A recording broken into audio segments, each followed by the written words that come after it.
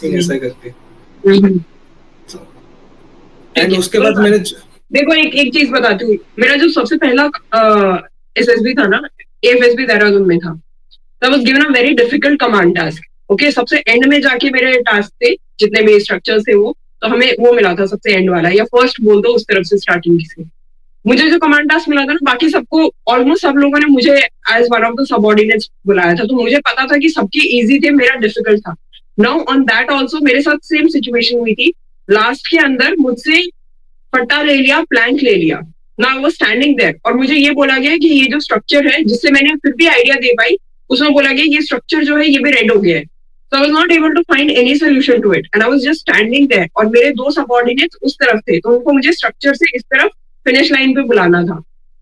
Now because of it he was again and again pushing my limits, and he was saying okay, now only 30 seconds left, now only 15 seconds left, now only 10 seconds left.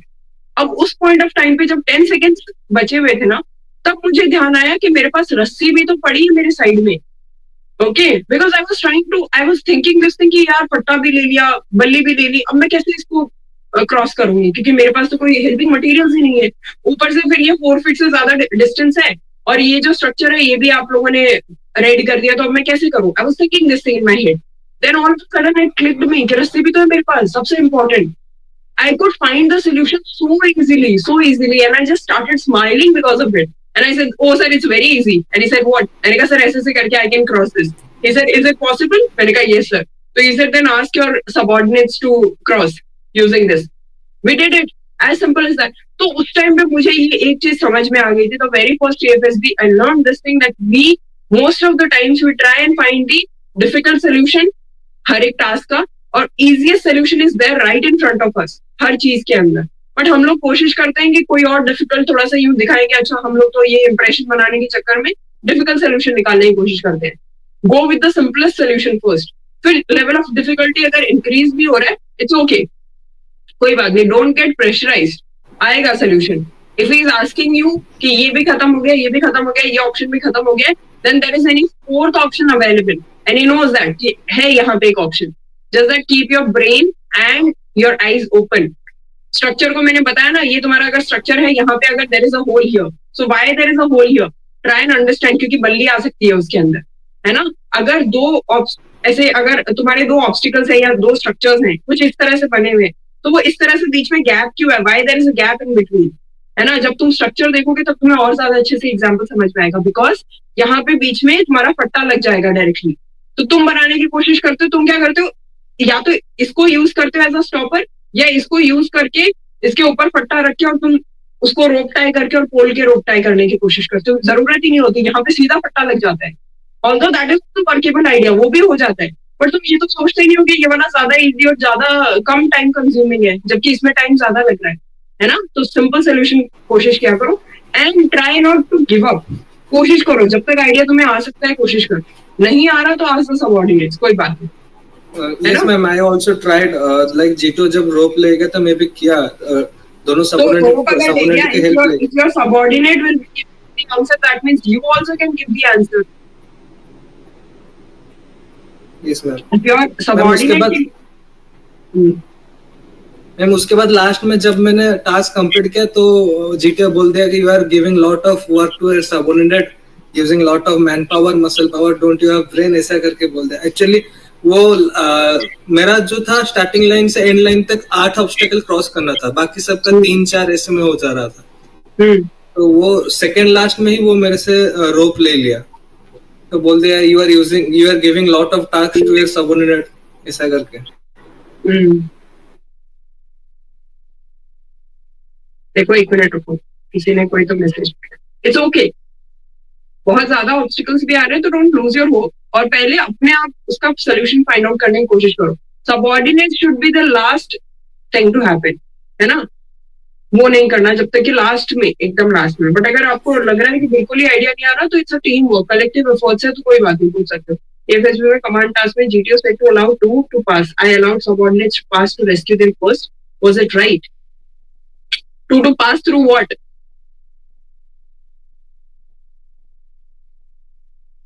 Now understand one more thing. एक और चीज बताती हूँ, देखो।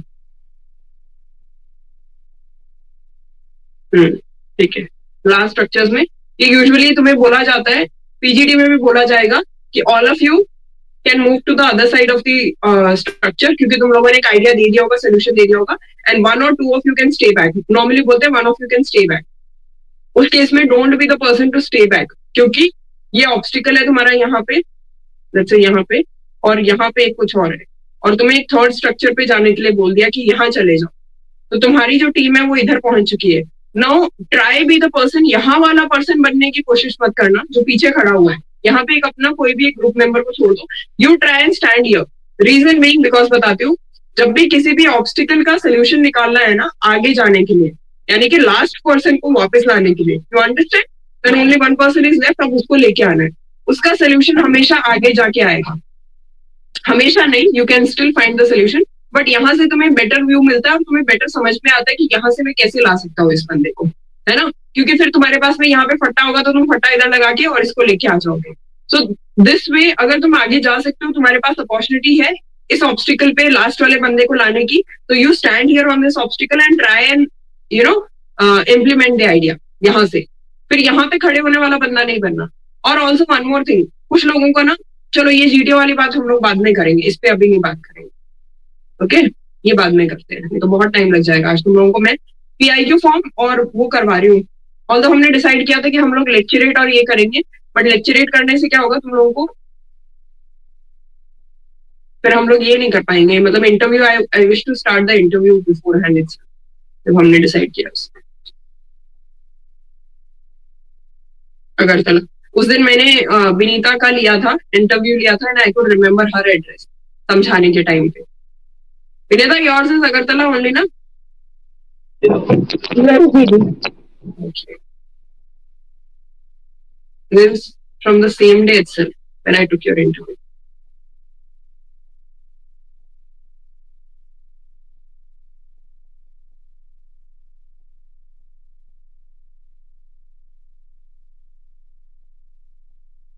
PIQ form की तुम लोगों के पास में अभी है, तुम्हारे खुद के PIQ forms. You people remember, I told you people to take a print out of PIQ form and write down. Yes ma'am. सारे लोग अपने पीआईक्यू फॉर्म निकालें. गिविंग यू 2 minutes, जिसके नहीं है वो अभी निकालो.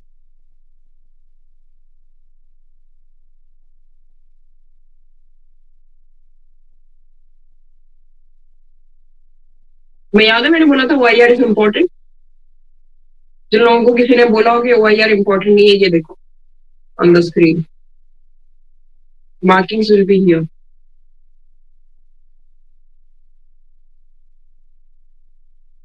अच्छा, just one advisory for you all. जब तुम लोग एसएसबी जाते हो, एसएसबी जाते टाइम में कोशिश करना कि तुम लोगों के पास में एक पीआईक्यू फॉर्म ऑलरेडी फिल्ड हो, जो कि होगा which you will get check by me, है ना, कि दीदी ये सही लिखा है कि नहीं लिखा. सेम पीआईक्यू फॉर्म फोल्ड करो उसको, ठीक है, छोटा सा फोल्ड करके इतना सा बना लो, और उसको अपने जो पेंसिल बॉक्स है उसमें डाल लो. You can carry a transparent pencil box with you, even the boys. So जो पाउच आता है ट्रांसपेरेंट वाला वो कैरी करो. उसके अंदर एक पेंसिल, एक स्केल और पेन. एक्स्ट्रा पेन रखना 2-3, और पेन वो वाला नहीं जो नॉर्मल यूज एंड थ्रो वाला पेन होता है, वो नहीं. Try and use good pens, और कोशिश करो 0.5 वाला जो निब वाला जो पेन आता है वो लेके रखना. थोड़ा सा पॉइंटेड रखना, है ना, वो वाला पेन मत रखना जो कि बहुत ज्यादा मोटे मोटे से होते हैं आगे से. 0.7 वाला नहीं, nib should be pointed, friction कम हो. इसमें तो नहीं, लेकिन तुम्हारे साइट में बहुत ज्यादा हेल्प मिलेगी उससे. थोड़ा सा जो जिस तरह से तुम लोग होल्ड कर रहे हो वहां पे तुम्हारा पेन नहीं होना चाहिए इधर, ऐसा पेन लेना, तो ग्रिप अच्छा होना चाहिए उसका. Try and experiment with the pen. जाने से पहले अगर साइट की प्रैक्टिस कर रहे हो तो पेन के साथ में भी एक्सपेरिमेंट करना, ठीक है. चलो, आई बिलीव सबके पास में होगा. नाउ सिलेक्शन बोर्ड का नेम एंड प्लेस तुम्हें पता चल जाएगा वहां पे जाने के बाद में. बैच नंबर भी तुम्हें पता चल जाएगा, चेस्ट नंबर वहां पे देते हैं ऑलरेडी. यूपीएससी का रोल नंबर या अदर कोई रोल नंबर है तुम्हारे पास में, एफ कैट या जो भी है, ये इस पे लिख के ले जाना. और इनफैक्ट जो मैंने तुम्हें बताया था स्टार्टिंग में कि अपने एसएसबी के जितने भी तुम्हारे पुराने अटेम्प्ट्स हैं उनकी डिटेल्स लिख के जाओगे, तो उसमें ये वाली डिटेल भी एक मेंशन किया करो कि तुम्हारा रोल नंबर क्या है, ठीक है. अभी ये चीज को तुम लोग नेक्स्ट वाले के लिए भी करो, अलग से एक और कॉलम. अगर 4 अटेम्प्ट्स हुए तो 5th वाले में सिर्फ रोल नंबर लिख लो, क्योंकि तुम्हारे को ये काम आएगा, कहीं पे भी यूज हो सकता है. भूल जाओगे फिर बाद में फालतू में तुम लोग परेशान हो रहे हो, तो परेशान नहीं होना वहां पे जाके. फिर ये जो छोटी मोटी चीज होती है ना डॉक्यूमेंटेशन वाली और इस तरह की, ये भी तुम्हें फिर परेशान कर देती है, वहां पे तो तुम्हारा परफॉर्मेंस जो होता है वो थोड़ा सा खराब हो जाता है मोस्ट ऑफ द टाइम, हर बार नहीं होता ऐसा। चलो now come to the PIQ form. देखो योर नेम इन कैपिटल्स, तो अपना नाम लिखना है, जैसे कि जैसे कविता,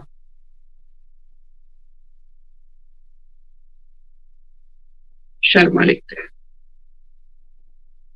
है ना, कैपिटल में।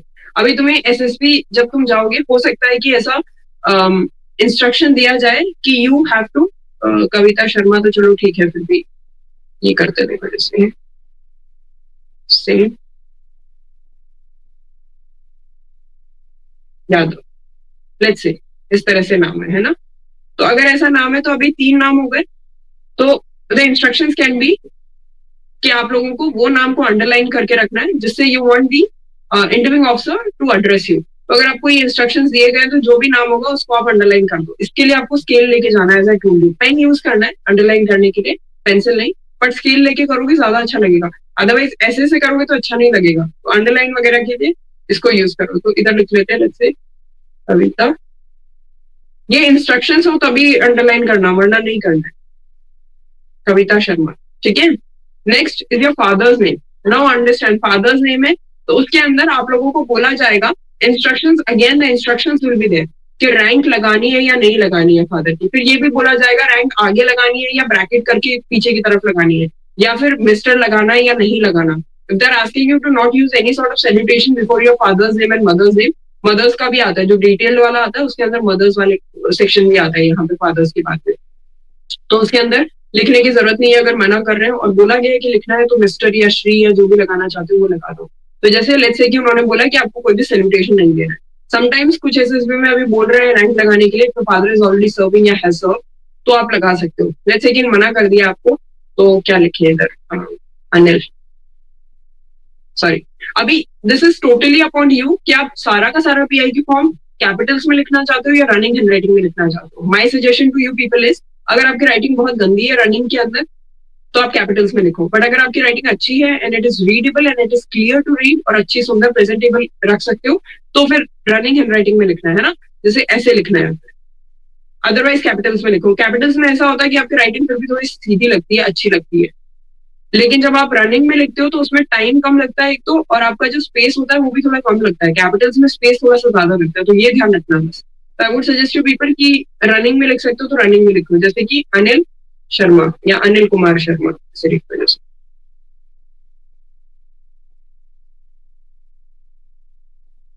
ठीक है। Salutation only when it is told to you, या फिर आप पूछ सकते हो कि सर सैल्यूटेशन या आगे कुछ सुफिक्स वगैरह लिख सकते हैं क्या, तो हाँ बोले तो कर लो। Now place of maximum residence बोला है, जहां पे आप सबसे ज्यादा रहे हो, कोई भी जगह हो सकती है। अब इसमें प्लेस का नाम लिखना है, डिस्ट्रिक्ट का नाम लिखना है, स्टेट का नाम लिखना है। ये जो प्लेस है ये वाला प्लेस नहीं बोला गया है। कई लोगों को लगता है कि ये वाला प्लेस जो है ये सेम प्लेस है, दिस प्लेस। हाँ भारती बताओ। नहीं दीदी, your voice was cutting in between, तो मेरी साइड से। अच्छा ठीक है। सो द प्लेस, यहाँ पे जो प्लेस आएगा, लेट्स से तुम किसी कॉलोनी में रह रहे हो तो उस कॉलोनी का नाम लिख दो, या विलेज है तो विलेज का नाम लिख दो, इस तरह से। तो लेट्स से कि जैसे तुम कॉलोनी में रह रहे हो, Akshay colony, okay. Now comma है तो कॉमा लगाओगे। Now next is your district, है ना। सो प्लेस हो गया, अब डिस्ट्रिक्ट है तो कोई भी एक बंदा अपना डिस्ट्रिक्ट बता दो, जैसे लेट्स से जयपुर ही है, जयपुर, ठीक है। अब इसके बाद में स्टेट, कॉमा किया, राजस्थान। जो लोग भूल जाते हैं वो ये है कि यहाँ पे with approximate population of the place. अब अप्रोक्सीमेट पॉपुलेशन लिखनी है तो इधर देखना कैसे लिखोगे, ब्रैकेट लगाओ,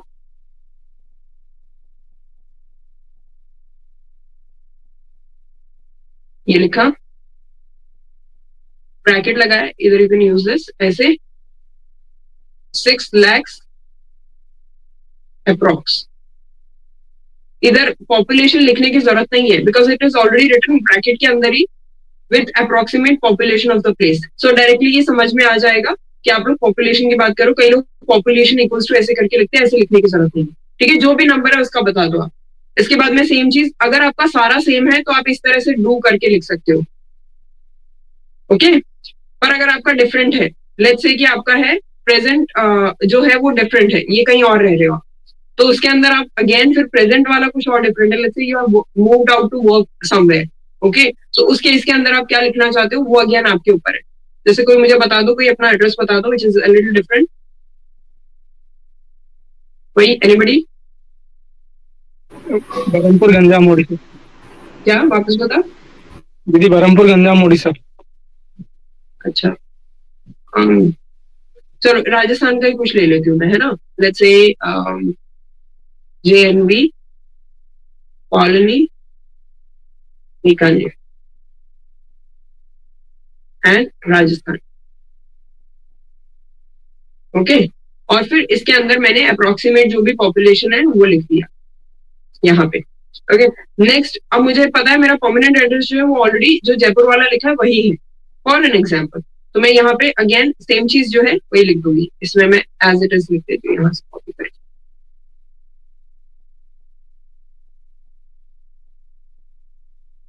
ठीक है, for you it won't be this easy, आप लोगों को टाइप करके लिखना पड़ेगा. नाउ देखो, जैसे मैंने ये लिखा ना, ये जो नीचे वाला पोर्शन है ये इस पे आ गया सेकेंड लाइन के ऊपर. तो ये वाला सेक्शन थोड़ा सा क्या होता है, कंजस्टेड है. कोशिश करो कि यहाँ पे फिर आप 6 लाख अप्रोक्स इस तरह से लिख दिया.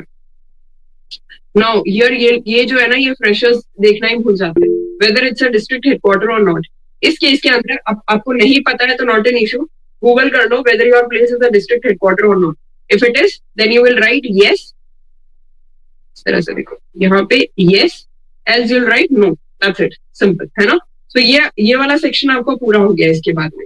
अब now you will come back to this thing. हो सकता है कुछ लोगों का ये वाला और ये वाला एड्रेस अलग अलग होगा, कुछ लोगों का सेम भी हो सकता है. It can happen. Now come to state and district. Okay दीदी, हाँ बताओ. दीदी पॉपुलेशन आपने जयपुर की लिखी है कॉलोनी की, क्योंकि पॉपुलेशन ऑफ द प्लेस है ना. जयपुर डिस्ट्रिक्ट. मैम उसमें प्लेस लिखा है, population of place. Population of place and this place जहाँ पे रह रहे हो. कॉलोनी की पॉपुलेशन कितनी सी होगी, इतनी सी होगी, वो नहीं लिखना है. डिस्ट्रिक्ट की पॉपुलेशन लिखो. विलेज है तो विलेज की पॉपुलेशन लिखो, नो डाउट. Yes ma'am. है ना. Yes ma'am. हाँ और बताओ.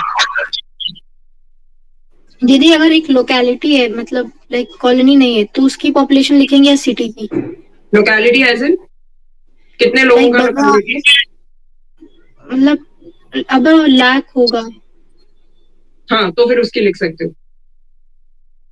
But when you will be telling in the introduction, उस टाइम पे कौन सी वाली पॉपुलेशन बताते हो? सिटी की. सिटी की बताते हो ना, तो सिटी वाली लिखो यहाँ पे. सिटी है या आपका डिस्ट्रिक्ट है. लेट्स से कि वो डिस्ट्रिक्ट नहीं है, आपका जो जगह है वो डिस्ट्रिक्ट नहीं है, तो उस जगह का नाम उस जगह की लिखोगे फिर. समझ गए? ओके दीदी. और कोई डाउट है इस वाले सेक्शन में से? और अगर आप लोगों को फिर भी डाउट होता है ना, तो जब आप PIQ फॉर्म फिल कर रहे हो ना, उस टाइम पे मुझे मैसेज करके पूछ लो, आई विल टेल यू कौन से वाली लिख सकते हो, कोई दिक्कत नहीं है. और PIQ फॉर्म तो तुम्हें वैसे भी चेक करवाना है, तुम लोगों ने भेजा नहीं है अभी तक. सारे लोग एक बार वापस से रिविजन करके और PIQ फॉर्म जो है वापस से भेज देना. जिन्होंने पहले भेजा है वो भी आज के बाद में रिवाइज करके अपना PIQ फॉर्म चेंज कर लेना. नाउ स्टेट एंड डिस्ट्रिक्ट, इसको उल्टा लिख देते हैं लोग. पहले डिस्ट्रिक्ट को पहले लिख देते हैं, स्टेट को बाद में लिख देते हैं. ऐसा नहीं करना. तो स्टेट पहले है, तो लेट्स से कि तुम लोग राजस्थान लिख रहे हो, Rajasthan and district Jaipur. Sorry, अभी एक चीज देखना, जैसे ही मैंने राजस्थान लिखा मेरा ये ऊपर चला गया, दिख रहा है? ऐसा नहीं करना है तुम लोगों को. तो इसको वापस से हटाओगे और स्पेस मैनेजमेंट पूरा ढंग से होना चाहिए. राजस्थान एंड जयपुर इस तरह से लिखना है. ठीक है. अब रिलीजन. नाउ रिलीजन में मैंने बहुत लोगों का ऐसा देखा है, ऐसे लिखते हैं तो कैपिटल में नहीं लिखना है. अगर सारा PIQ फॉर्म रनिंग में है तो ये कैपिटल में नहीं है. बाय दैट मीन्स कि रिलीजन ज्यादा बड़ा है बाकी चीजों से. ऐसा थोड़ी है. तो तुम कैसे लिखोगे? एक तो हमेशा हर चीज को सेंटर में रखने की कोशिश करना, ना ज्यादा इधर जाना चाहिए ना ज्यादा इधर जाना चाहिए. अगर सेंटर में छोटा वर्ड है तो इधर लिख सकते हो. एक मिनट ना मेरे का. अब जैसे तुम्हें लिखना है हिंदुइज्म, तो ऐसे लिखोगे. समझ गए? हिंदुइज्म आएगा, वो हिंदू नहीं आएगा. सिख इज्म आएगा. समझ गए? चलो हाँ बताओ विनीता. दीदी मेरा डिस्ट्रिक्ट वेस्ट त्रिपुरा है और स्टेट भी त्रिपुरा है, तो उसमें क्या लिखना है? क्या है? हाँ, ये डिस्कशन हुआ है ना इंटरव्यू के टाइम में। हाँ, तो west Tripura we had a full discussion on this. वही रखना। ठीक है, अभी देखो जैसे whether you are SC, ST or OBC or not, if you are then you will write yes और ब्रैकेट में लिख दो। SC हो तो SC या ST हो तो ST, उस तरह से। अगर नहीं हो तो नो लिख दो। कई बार तुम्हें बोला जाएगा कि जनरल लिख दो नो की जगह, तो जिस तरह से जो इंस्ट्रक्शंस हो उस टाइम पे वो रखना है। लेकिन सिर्फ एक बात का ध्यान रखना, अगेन द सेम थिंग, ये बीच के अंदर होना चाहिए, सेंटर के अंदर। ओके, नो जो लिखोगे सेंटर में होना चाहिए। और नो में भी फिर रनिंग में ऐसे mother tongue Hindi, if it is Hindi then you write Hindi, अगर रीजनल लैंग्वेज है तो वो। डेट ऑफ बर्थ है 0708, इस तरह से। इसका मतलब क्या हुआ, कैसे लिखोगे, किस फॉर्म में? TD oblique month month oblique year year year and year. April करके मत लिखना उस तरह से, सितंबर करके मत लिखना। अप्रैल मई जून है तो मार्च है तो चलेगा। किसी का जनवरी हुआ, नवंबर हुआ, दिसंबर हुआ, तो यहाँ पे स्पेस में कमी हो जाएगी, तो इसलिए नहीं लिखना। whether you are married, single और widower, मोस्टली अगर तुम लोग SCO से जा रहे हो, AC से जा रहे हो तो मैरिड हो सकते हो, अदरवाइज सिंगल रहेगा तो सिंगल लिख दो इधर। ठीक है, whether your parents are alive or not, so even if one of the parents is not alive, है ना, so आप उस केस के अंदर नो करेंगे, अदरवाइज आप यस करेंगे। तो पहले तो यस करोगे, फिर अगर ये यस किया है तो then you will write whether your parents are alive or not। तो अगर नहीं है अलाइव तो यहाँ पे आपको अपना एज लिखना है और यहाँ पे टिक कर दोगे जो भी whosoever is not present। ठीक है, बट अगर वो अलाइव है तो इसको यहाँ पे NA लिख दो, नॉट एप्लीकेबल। और कई लोग इसको यहाँ पे लिखते हैं NA, नहीं लिखना। जो मैं तुम लोगों को सिखाना चाहती हूँ वो ये है, अलाइनमेंट जो है एकदम प्रॉपर रखोगे। अभी देखना मेरा जब PI का फॉर्म फिल हुआ है, इसमें तुम्हें दिखाती हूँ, ग्रे कलर का। चलो ग्रीन देखो, हाँ पर दीदी आप जैसे अलाइनमेंट की बात कर रही हो ना, तो जैसे कुछ बॉक्सेस है उसमें अपन को थोड़ा छोटा लिखना पड़ेगा वर्ड्स को। हाँ, और कोई प्रॉब्लम नहीं। आशुष की स्पेस मैनेजमेंट कर पा रहे हो आप? दिख रहा है तुम लोगों को? इस लाइन के ऊपर है ना, सारे स्टार्टिंग के सारे जितने भी लेटर्स हैं सारे इस लाइन की ग्रीन लाइन के ऊपर आ रहे हैं ना, आगे पीछे तो नहीं है। तो ये चीज आप लोगों को ध्यान रखना है, आपका अलाइनमेंट जो है PI के फॉर्म फिल करते टाइम में एकदम करेक्ट होना चाहिए। Okay, now let's come to the other section of बात है। हाँ बताओ अनुज, बता। दीदी जो PI के फॉर्म अपडेटेड वाला आया है ना, जो आप यूज कर रहे हो अपडेटेड नहीं है, उसमें क्वेश्चन आता है ना, you are living with parents, उसमें आता है मदर और फादर, बोथ का ऑप्शन है ही उसमें। दोनों पे टिक करो ना। ठीक है, कॉमन सेंस है ना आज। अरे वहाँ पे अलग बोलते दिक्कत ये है ना, कभी कभी हर बोर्ड का अपना अपना चलता है। कोई बात नहीं, दोनों पे टिक कर दो, ऐसे चीज के ऊपर दोनों पे टिक कर सकते हो। Now particulars of your father, father के एजुकेशन के बारे में लिखो। अब इसको आप इस तरह से भी लिख सकते हो, लेट्स से आपको 10th लिखनी है तो 10th ऐसे भी लिख सकते हो। आप इसको हायर सेकेंडरी भी लिख सकते हो, आपकी मर्जी है। मैट्रिक भी लिख सकते हो, जिस तरह से आपको लिखना चाहिए वो लिख सकते हो, आप लोगों की इच्छा है। हायर सेकेंडरी, देन ऑक्यूपेशन क्या है, लेट्स से फार्मिंग, फार्मिंग सेंटर में आ गया। Now what is the income per month, income में पहले रुपए लगाना है, रुपये का साइन, फिर इनकम 30,000 कॉमा इस तरह से। ठीक है, then your mother, let's say your mother has done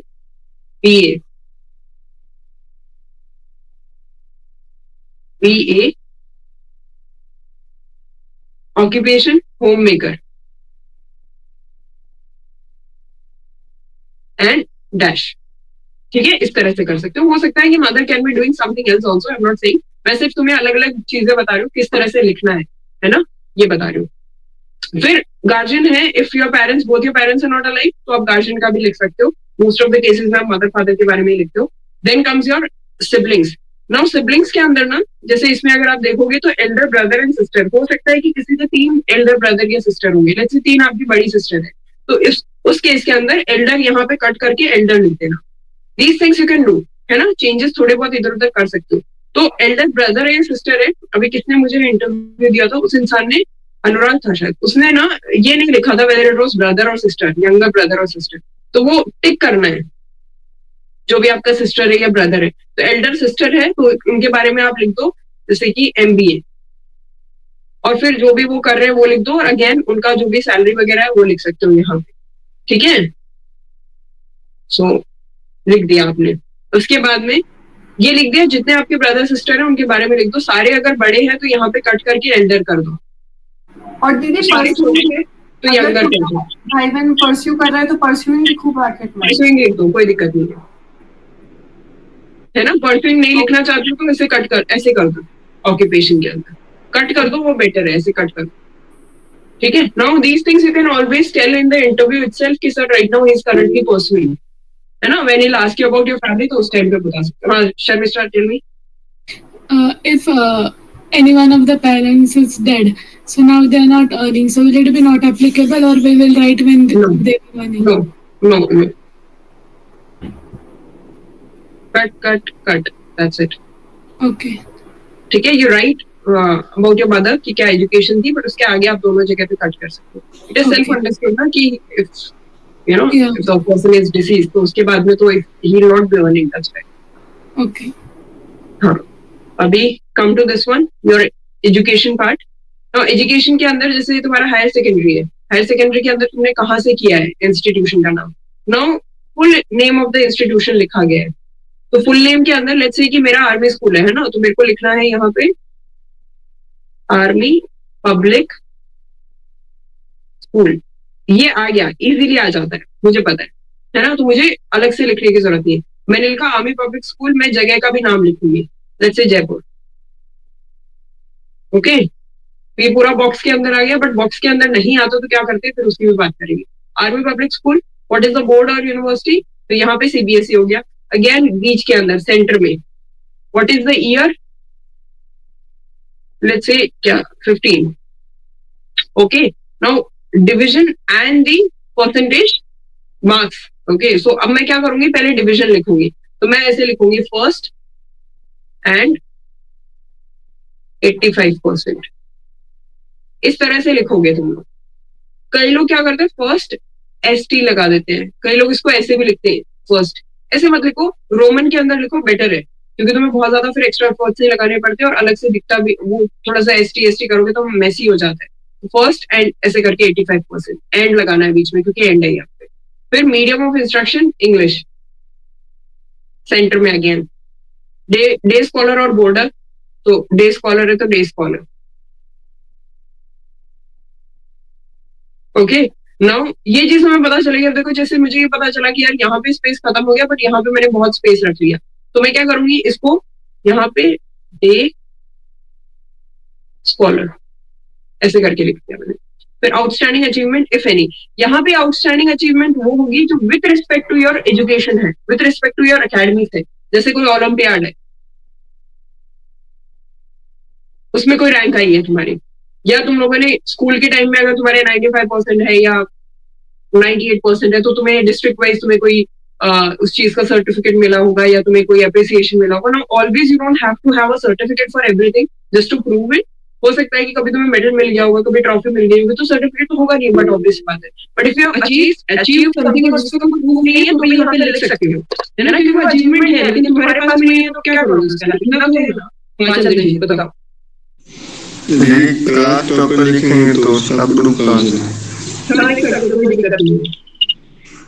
ये पेरेंट्स की एजुकेशन में हायर एजुकेशन ही मेंशन करेंगे ना सर, जो हाईएस्ट एजुकेशन है वो लिखोगे आप। पेरेंट्स की जो हाईएस्ट एजुकेशन है, अगर उन्होंने 12th पास करा है तो आप 10th क्यों लिखोगे, है ना।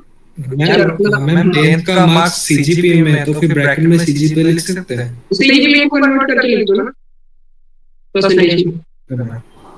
CGPA इनटू 9.5 होता है, बाकी अपना देख लेना जो कन्वर्जन फॉर्मूला है कॉलेज वगैरह का, कॉलेज का डिफरेंट होता है, दैट्स व्हाई मेरा 10 CGPA है तो 9.5 से होता है।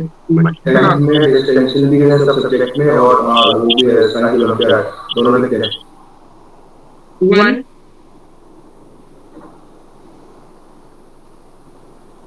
distinction, second,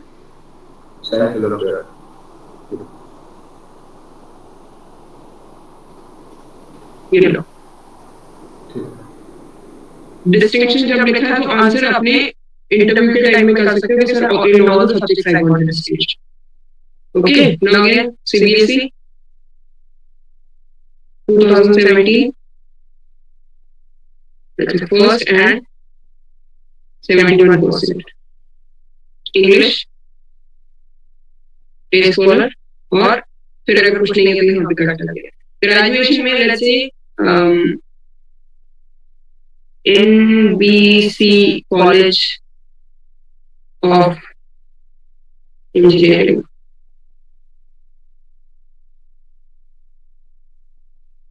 ये तुमने पुणे से किया है. Let's say for an example ये सिर्फ नाम दिया है ना. अब यूनिवर्सिटी का जो नाम है वो लिख दो. यहाँ पे यूनिवर्सिटी का नाम आएगा, बोर्ड नहीं आएगा, ऑब्वियस बात है. ईयर ऑफ पासिंग तो देख लो 4 इयर्स और है 18, 19, 20, 21 तो 2021 इस तरह से. सेकेंड एंड जितने भी परसेंटेज है वो लिख दो. फिर इंग्लिश डे स्कॉलर तो डे स्कॉलर, बॉर्डर तो बॉर्डर. लेट्स से यहाँ पे बॉर्डर है.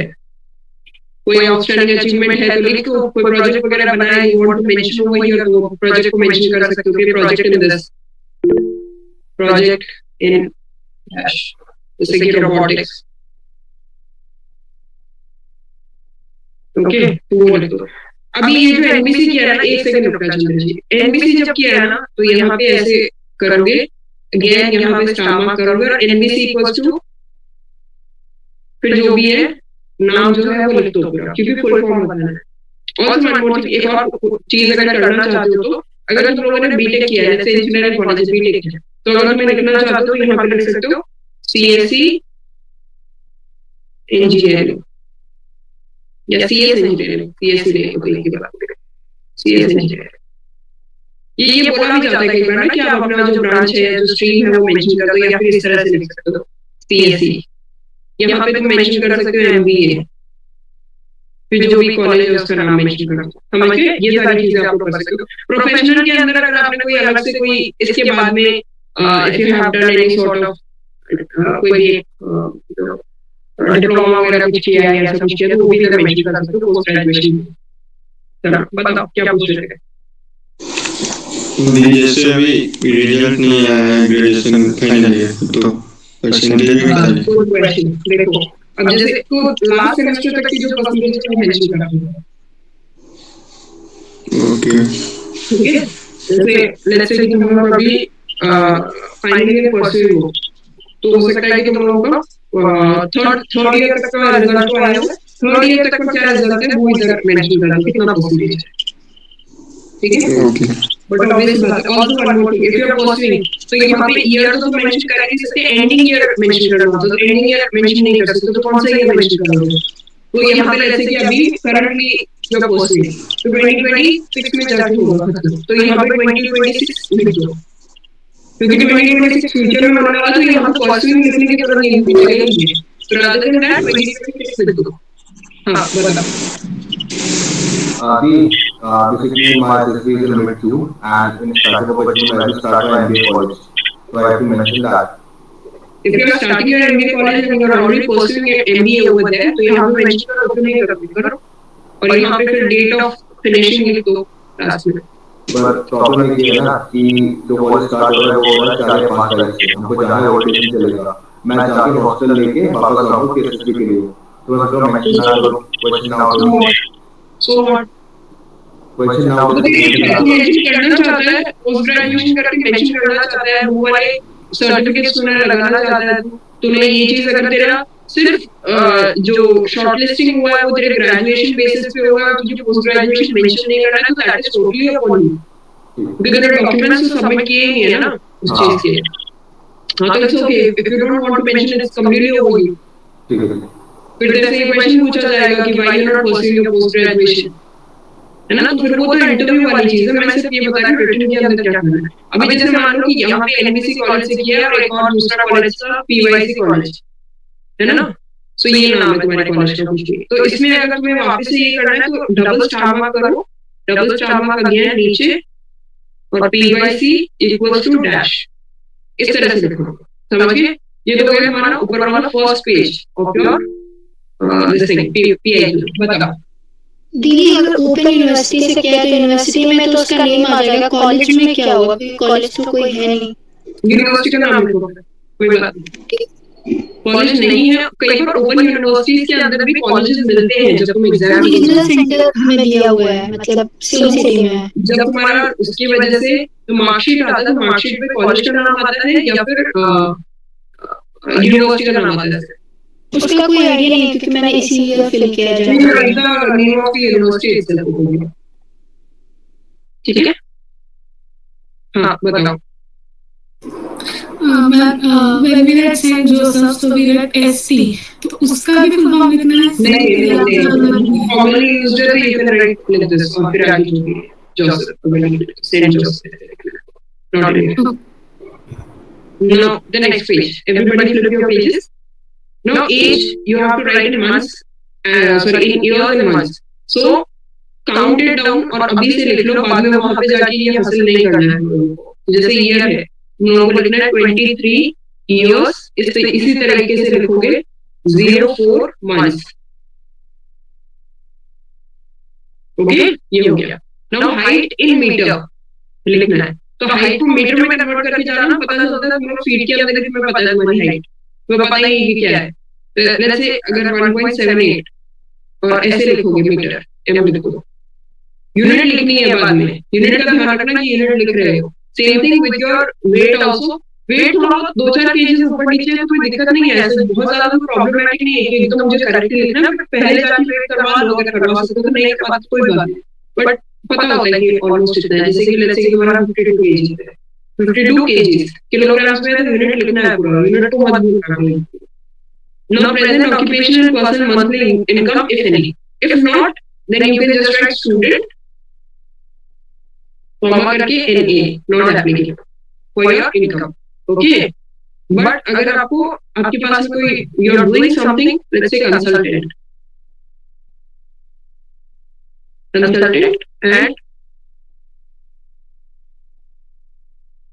1,20,000, ये हो गया तुम्हारा सैलरी। इस तरह से है ना, या कोई और सैलरी है जो भी है, तुम छोटा मोटा कुछ कर रहे हो, टीचिंग वगैरह कर रहे हो, you want to mention that, तो you can write this only teaching and then आगे या ट्यूशन आगे, है ना, तो ये लिख सकते हो यहाँ पे। इसके बाद में फिर एनसीसी की ट्रेनिंग कर रही है, डन द एनसीसी ट्रेनिंग करना, यस तो यस, नो तो नो। टोटल ट्रेनिंग कितनी है मंथ्स के अंदर लिखोगे तो भी ठीक है, ईयर्स के अंदर लिखोगे तो भी ठीक है। मंथ्स में लिखना नॉर्मली मंथ्स के अंदर बोलते हैं एसएसबी में जब तुम जाते हो। अभी जिसका सिर्फ ए सर्टिफिकेट था और जिसके पास ए बी और सी सर्टिफिकेट तीनों है, तो वो बंदा अपना फर्स्ट एंड सेकंड इस तरह से करके लिख सकता है, या फिर टोटल ट्रेनिंग अलग लिख दो, इतना मंथ्स ए के लिए और ये बी और सी का कंबाइंड कितनी है वो लिख दो। फिर wing junior and senior wing होता है, सो जैसे कि सीनियर, स्पेसिंग का ध्यान रखना, यहाँ पे लिखना है। मैम वो विंग में मैम वो डिवीजन के लिए होता है, junior division senior division. Wing के लिए हम आर्मी एयरफोर्स नेवी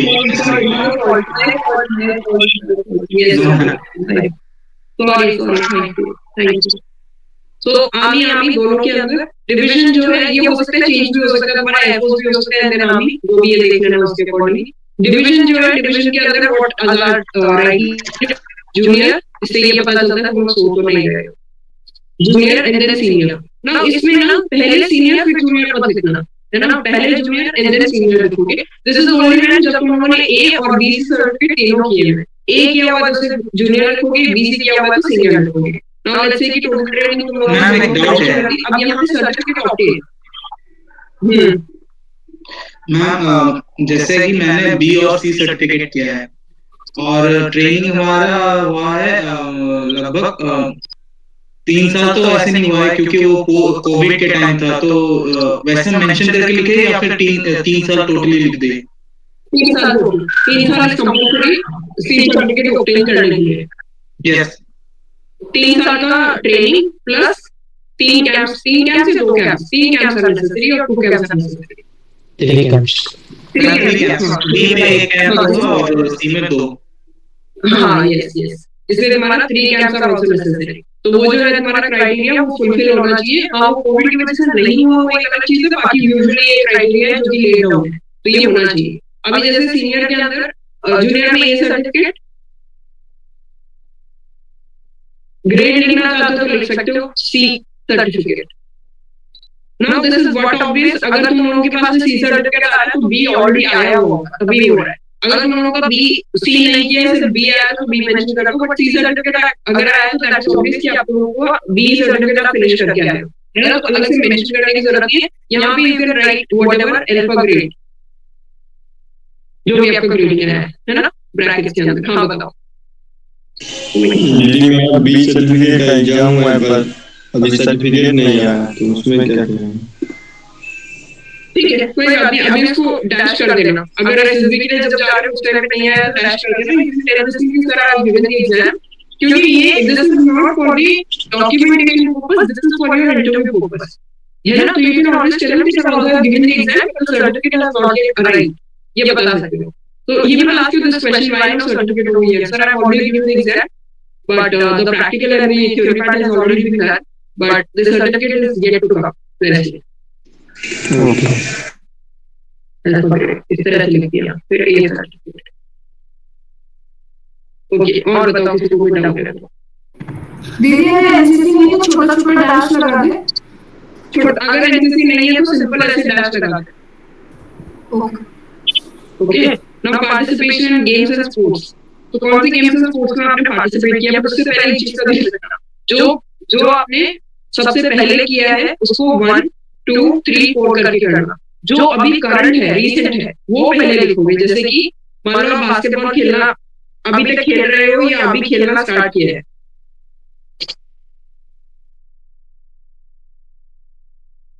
तो अगर आपका बास्केटबॉल है तो इस तरह से लिख दिया।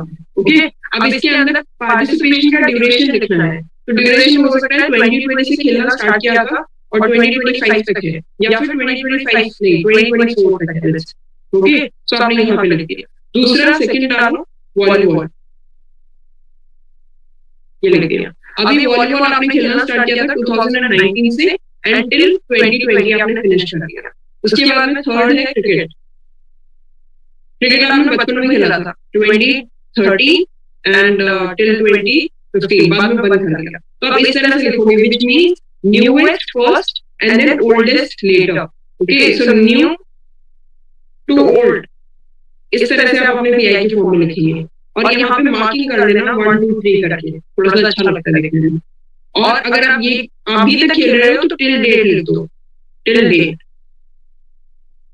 ठीक है now whether you have represented your school, college, university or other, inter college खेला है, इंटर स्कूल खेला है, इंटर हाउस खेला है, वो सारी चीजें यहाँ पे आप लोग मेंशन कर सकते हो। ठीक है next is whether you have any outstanding achievement or not, तो वो जो सारी outstanding achievement है, फर्स्ट आए हो, सेकंड आए हो, ये सारी जो चीजें हैं यहाँ पे लिख सकते हो, थर्ड आए हो, इस तरह से। सिर्फ पार्टिसिपेशन किया है तो उसको ऐसे डैश मार देना, कोई दिक्कत नहीं है।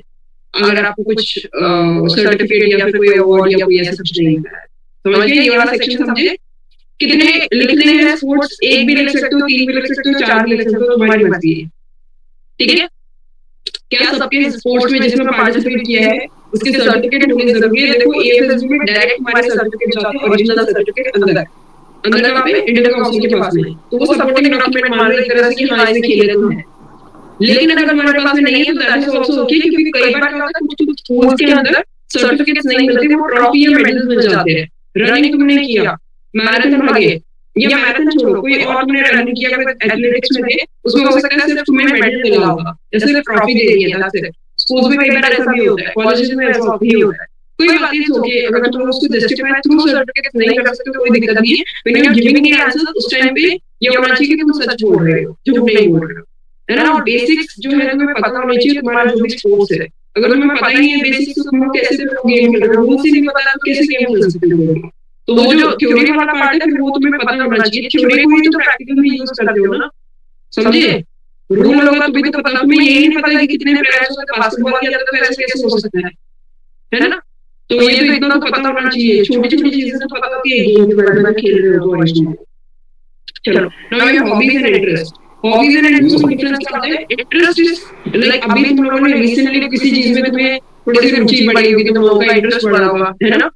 उसी वर्ड से एक्सप्लेन कर रही हूँ मैं, लेकिन फिर भी जैसे तुमने अभी भी newly you have tried to explore that thing, कोई भी चीज, जैसे हो सकता है कि मैं इंटरेस्ट होगा बुक रीडिंग की, हॉबी होगी बुक रीडिंग, लेकिन तुमने कोई और डिफरेंट सेक्शन उठा के देखा है बुक्स का कि यार ये वाला नहीं, अब मैं थ्रिलर बॉटन हो गया पढ़ते हुए, नॉवेल्स बॉटन हो गया पढ़ते हुए, अब मैं बायोग्राफीज उठा के देखा, मेरा इंटरेस्ट हो गया बायोग्राफीज के अंदर, तो मैं बायोग्राफीज को अभी थोड़ा सा देख रहा हूँ कि कैसा है कैसा नहीं है। या फिर तुम लोगों को और कोई इंटरेस्ट अभी आया है कि मैं पॉडकास्ट देखता हूँ, है ना? अभी रिसेंटली अगर ऐसा कुछ हुआ है, बहुत टाइम से नहीं हुआ है, hobby is something that you are doing over continuous period of time, जिसको तुम रेगुलरली कर रहे हो स्पेयर टाइम के अंदर, तुम्हें इंटरेस्ट आ रहा है, तो that is what your hobby is. So hobbies and interest में ये डिफरेंस है। इंटरेस्ट जो होता है if pursued over a long period of time, तो वो हॉबी में कन्वर्ट हो जाता है। कैसे लिखोगे? यहाँ पे देखो इतना सा ही सेक्शन है, वैसे इतना ही लिखते हो, तुम्हारी हॉबीज इतनी ज्यादा होती भी नहीं है, but I would suggest you one thing being a mentor, try and explore as many hobbies as possible, not just one. Interest, iska Anushka, I always give this example about Anush in all my sessions. When he started doing editing, he's doing editing for me. So when he started doing editing, he did not know much about it. उसको बहुत कम idea था, लेकिन अभी ऐसा हो गया है कि he is doing everything on his own. I don't even have to tell him, and he is generating new ideas, and he every time he would see something ना, he will come up with an idea. इसको ऐसे नहीं करके ऐसे कर लेते दीदी, this is better, इसको हम ऐसे करते, this can be a very good thing, this can be like implemented over here. So वो इसका इंटरेस्ट आ गया है, ही सेज दिस थिंग, मुझे तो पता नहीं था I could have done this. So ये इंटरेस्ट है, इसको अभी कन्वर्ट होता जा रहा है इसका हॉबी के अंदर ना, बिकॉज़ ये एवरीडे वुड डू दिस, जब इसको टाइम मिलेगा तो ये कुछ ना कुछ एडिटिंग करेगा, कुछ ना कुछ कंटेंट जनरेट करेगा।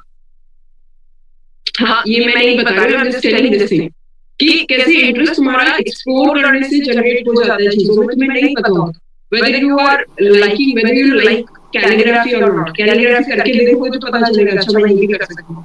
फिर किसी और चीज में ये आपने मेरा नया इंटरेस्ट बता दिया, मुझे लिखना है, ये मैं भूल चुका था। स्लाइड भी अगर तुम्हारा इंटरेस्ट है ना किसी चीज के अंदर, तो try and explore that thing. हो सकता है कि तुम्हारी नई हॉबी क्रिएट हो जाए, and there is no age at all, there is no bar of age to pursue any sort of hobby, to pursue any sort of interest. Life is all about learning continuously. Try and do things differently. Whatever you can go with, anything different, try and do that. Whether it's shooting, whether it's horse riding, I mean, these are the a little time-consuming things, and you know, it will take a lot of money. But apart from this, also, जिसमें बहुत ज़्यादा तुम्हें पैसा भी नहीं खर्च करने की जरूरत है. Why do people always write? You know, even those who do not maintain a journal, they also write this thing. है ना? मैं खुद ही फंबल कर रहा हूँ कई बार कुछ वर्ड्स के अंदर. Another word that I fumble on is rural. मुझे थोड़ा सा टाइम लगता है उसको प्रोनाउंस. Plural also. तो मेरा क्वेश्चन है, मैम मल्टीपल हॉबीज होंगे तो क्या लिखना चाहिए? बता हॉबीज। जैसे कि मेरा playing guitar, writing independent songs, AI tools using voice impressions, ऐसे मेरे हैं। तो इसको हम हॉबीज ऐसे मेंशन करके लिखे, जैसे राइट क्लिक करते हैं ऐसे करके लिखे, या फिर इंटरेस्ट अभी जो मैं कुछ सीख रहा हूँ रिसेंटली, तो वो भी ऐड करना सही रहेगा? तेरे जो हॉबीज है ना वो मेंशन कर दे। Hobbies mentioned when the interview officer is asking you, apart from these things, what are ये जैसे तेरे इस लाइन में जितने आ जाए वो लिखते हैं। फिर इसके अलावा तेरा कोई newly explore, you are doing some sort of exploring newly है ना अभी रिसेंटली, तो then you can mention those interest of your own, and you can say this thing sir, but recently I am also you know exploring these fields also, because you know AI is very you know coming up, it's a technology for the new era, so I'm also exploring these things, है ना? AI के अंदर भी, AI के अंदर what are you doing आजा? Ma'am जैसे voice generate करना, और जैसे अभी वो ट्रेंड चल रहा था जिबली आर्ट, ये सब, और इसके अलावा भी एडिटिंग टूल्स AI को मर्ज करके कैसे बना सकते हैं? See, mentioning these things over here is a good thing, but these things mentioning only will not pitch you the marks or the score, है ना? And it's not like about pitching the marks or scores, it's just that whether you will, it's not a pen and paper test obviously, so it's not about the scoring, it's just that when the interview officer would ask you questions regarding it, whether you are able to answer those things or not. है ना। जैसे तुमने ये बोला कि art form जो अभी बोला था कि एक पिक्चर से उसको थोड़ा सा आर्टिस्टिक वे में ब्रश स्ट्रोक्स के अंदर ऐसे कन्वर्ट करने के लिए, है ना, एनिमेटेड फॉर्म में कन्वर्ट करने के लिए व्हाटएवर भी, है ना, एआई की टूल की यूज से। तो is it a good thing? Because then it came in the news that the pictures can be used otherwise also, right? So all your information is being collected. So is it a good thing? Now the topic of conversation has shifted from your hobby to your awareness, है ना, and your analytical skills. So इस तरह के questions उसके regarding news में कुछ होगा तो वो भी पूछा जा सकता है. So it's about कि whether you will be able to answer the things or not. क्योंकि वहाँ पे तुम्हें गिटार नहीं बोलेंगे क्योंकि now you have the guitar with you, now play the song. नहीं. He may say this thing, okay, what was the last song that you wrote and what was it about? Can you give me 3-4 lines?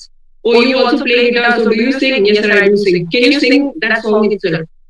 है ना? उस time पे क्या कर सकता है? इतना कॉन्फिडेंस है तेरे अंदर, क्या तुझे कोई लाइंस याद है जो तू लास्ट टाइम पे कर रहा हो? ऐसा तो है नहीं कि तुझे बिठा के पूरा सॉन्ग है ना, या ये सिर्फ how much time do you take writing a song? You say sir I just pick up a word and I just start writing a song on it, because I used to do that with my poetry.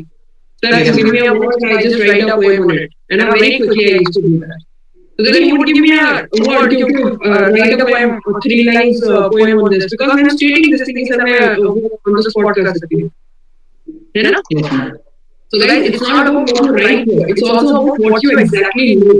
Hobby perceive कर रहे हो, let's say कि तुमने painting लिखा है यहाँ पे, तो पेंटिंग करवा के नहीं देखेंगे, okay, paint by wall, no, what colours are you using, what brushes are you using, if you mix a primary, what is primary colour and secondary colour, if you mix one primary colour to the other, what will be the result of it, if you mix pink with let's say yellow, नहीं pink नहीं sorry, red with yellow, then what will be the result of it, green with blue या green with yellow, what will be the result of it, resulting colour क्या होगा? So something जो कि एक painter को पता होगा, कंटिन्यूअसली पेंट कर रहा तो पता होगा, रट के जाओगे उसके बारे में नहीं पता होगा. Who has been the one painter from which you get your muse, or who is your muse rather, from whom do you get inspiration, है ना, इस तरह की छोटी चीजें जो तुम्हें usually if you are painting and all तो तुम्हें पता होगा वो चीजें. Anything else? Yes ma'am. दीदी मेरा क्वेश्चन लास्ट वाले सेक्शन पे है, स्पोर्ट्स को लेकर कि मैं जब स्पोर्ट्स में कॉलेज में था 18 से लेकर 22 तक, तब क्रॉस कंट्री खेलता था. उसके बाद अभी कंटिन्यू कर रहा हूँ, बट बेसिकली अभी डिस्ट्रिक्ट लेवल पे नॉर्मल लेवल पे होती रहती है. तो उसको क्या लगना है, कैसे लगना है? ठीक है, क्या टिल डेट पार्टिसिपेशन में college represented, whether you represented or the college or school or not. If yes, then you write it. If no, if you have not represented, then no. मतलब simple ऐसे. जरूर थोड़ी हर team खेलते हैं उसमें कहीं पे represent किया होगा, नहीं. You could be playing cricket in the gully, like gully cricket itself. मोहल्ले के गली के अंदर क्रिकेट खेल सकते हो. बैडमिंटन हो सकता है कि अपने फ्रेंड्स के साथ भी खेल रहे हो इवनिंग टाइम में. If you have not represented, तो कोई दिक्कत नहीं है, ऐसे कर लो. जो लोग स्पोर्ट्स सेक्शन में अगर तुम लोग नहीं कुछ खेल रहे हो तो go and join a club, start playing now is the day. उसके बारे में पढ़ो भी, साथ में रूल्स पढ़ो, फिर उसको क्लब को ज्वाइन करो, फिर जाके खेलो, प्रैक्टिस करो उसकी. क्यों, क्या दिक्कत है? It in turn will keep you fit also ना. हॉबीज और इंटरेस्ट वाले में मैंने 3 हॉबीज लिखी है, एक इंटरेस्ट लिखा है, कोई दिक्कत नहीं है? नहीं, कोई दिक्कत नहीं है, कितना भी लिखो, 10 लिख सकते हो अगर तुम्हारे पास में यहाँ पे स्पेस है, लेकिन स्पेस नहीं है यहाँ पे. जस्ट दैट कि वो 3 लिखे हैं तो उसमें से क्वेश्चंस आएंगे तो whether you will be able to answer those questions or not. या तो फिर 1 लिखो या 2 लिखो, 2 लिख के उनको इतना अच्छे से प्रिपेयर करो कि आंसर्स तुम लोग दे सकते हो, या तुम 10 भी लिख सकते हो, कोई दिक्कत नहीं. अगर आंसर दे सकते हो तो व्हाट इज द प्रॉब्लम, नहीं बेटा. ओके, है ना.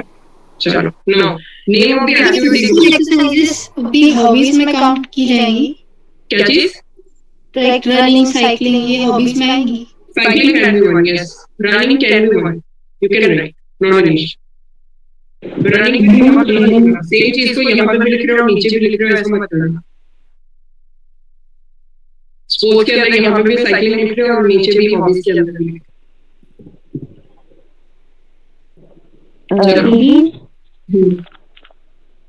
ड्रिलिंग हॉबी हो सकता है क्या? हो सकता है, कोई दिक्कत नहीं. Okay. Now, name of the activity. If you are pursuing it every day, you can write it. If you are pursuing it on weekly basis, पर जिमिंग अगर एक वीक में एक बार जा रहे हो तो क्या ही हॉबी हुआ फिर, मतलब हॉबी तो क्या फिर क्या जिमिंग ही कर रहे हो, उसका बेसिक कंसेप्ट ही कौन है, तो इसलिए every day you should be doing. Name of the activity group, कौन सी एक्टिविटी तुम लोगों ने ग्रुप एक्टिविटी जो है परफॉर्म की है, so you can write it over here 1 2 and 3 whatever be it. उसके बाद में ध्यान रखना duration of participation, again the same thing, newest to oldest, same इसी तरह से ड्यूरेशन लिखना है। जैसे कि मान लो कोई भी एक मुझे एक्टिविटी ग्रुप दो, बताओ any example.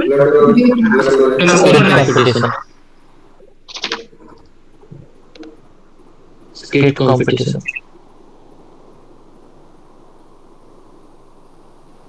College sport fest.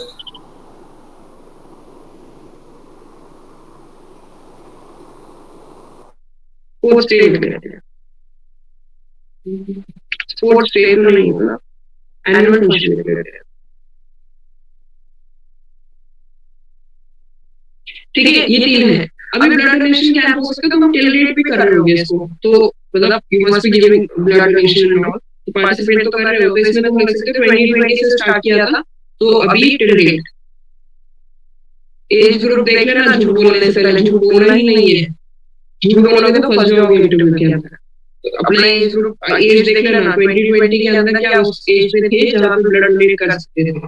Skit competition, skit competition कर रहे थे 2020 में किया 2021 तक, मतलब एक स्किट में परफॉर्म किया था, मतलब जब तुम लोग लेते थे कि फर्स्ट ईयर में थे तब परफॉर्म किया था, तो वो लिख गया। एनुअल फंक्शन स्कूल टाइम में किया था, तो 2015 20 16 में किया था, या फिर रेगुलरली तुम लोग 3-4 साल तक कर रहे थे, तो 2019 तक। हाँ बोलो।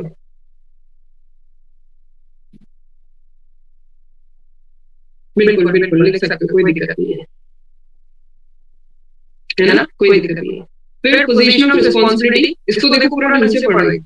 पोजीशन ऑफ रिस्पांसिबिलिटी, हाँ मैं बता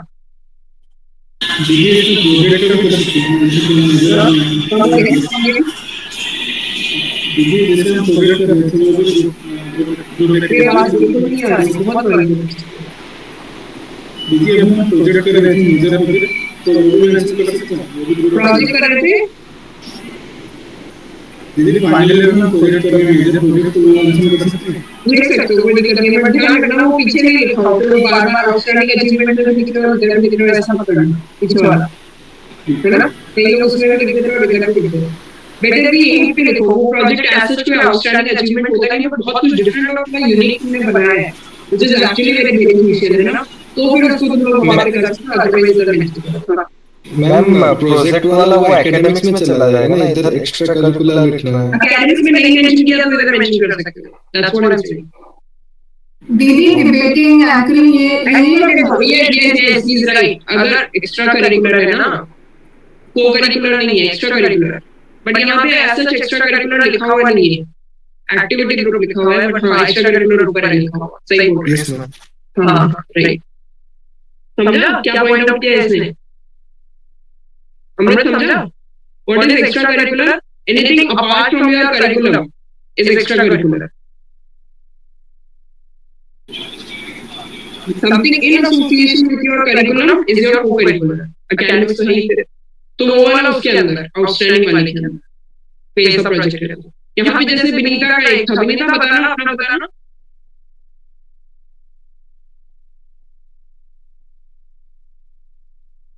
ड्रोन कौन सा वाला दीदी? ड्रोन वाला?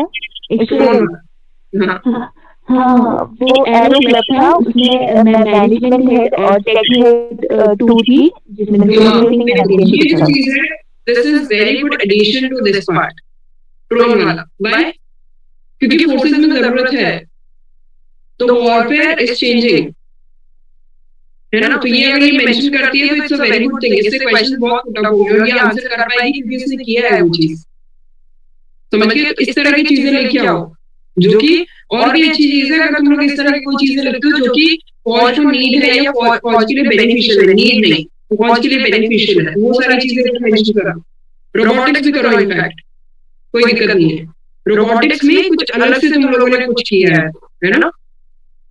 हाँ बताओ। इंटरनेशनल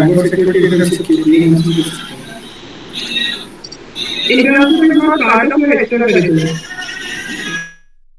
आउटस्टैंडिंग अचीवमेंट वहां वाला जो था उसके अंदर कर सकते हो तुम लोग मेंशन उस चीज, या सिर्फ बता सकते हो वर्बली। जब तुमसे ये क्वेश्चन पूछा जाए कि why should we take you या why should we recommend you, उस टाइम पे ये बताओ कि sir I have also done this thing internship in cyber security and because of which I will be very beneficial provided my post is this and I will be joining the forces in this, so because of which I will be able to utilise my this knowledge to help secure the system of Indian army, है ना? इस तरह से। चलो अभी यहाँ पे जो है if there are any outstanding achievements तो उसको मेंशन कर सकते हो। फिर ये जो सेक्शन है ना ये वाला, इसको ढंग से देखना। Position of responsibility oblique offices, 1 minute पर just one head in NCC, scouting, sports team, extra curricular group and other fields. यहाँ पे तुमने जो भी रिस्पांसिबिलिटीज अभी तक तुम्हें मिली है या कोई ऑफिस है या क्लब इंचार्ज रही हो वो सब यहाँ पे मेंशन कर सकते हो। कैप्टन रहे हो कैप्टन स्पोर्ट्स टीम के, या फिर तुम लोग एनसीसी में कैंप सीनियर रहे हो, वो सारी चीजें यहाँ पे मेंशन करोगे। बट उनको शॉर्ट में करना, देखो यहाँ पे ना तुम्हें स्पेसिंग अगर समझ में आएगा ना तो बाकी जगह स्पेसिंग थोड़ा सा सही है। जैसे यहाँ पे देखो स्पेसिंग सही है, यहाँ पे स्पेसिंग का बड़ा इशू होता है, ये वाला सेक्शन बड़ा बेस्ट रहता है सारे एस्पिरेंट्स। तो तुम्हें यहाँ पे एक तो छोटा छोटा लिखना है, साइज वाइज भी और सेंटेंस वाइज भी बहुत बड़ा नहीं लिखना। जैसे कि लेट्स से कि तुम लोग कैप्टन थे तो कई लोग लिखेंगे captain in college sports team या कॉलेज वॉलीबॉल टीम, ऐसे लिखोगे। इसी को ढंग से अगर लिखना है तो इस तरह से मत लिखो, इसको ऐसे लिखो कैप्टन ब्रैकेट में वॉलीबॉल।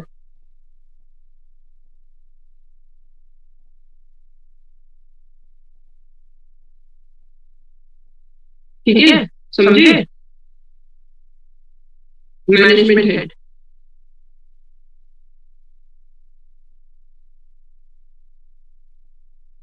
किसमें वो लिख दो क्लब। फिर तुम्हें लिखना है कैंप सीनियर,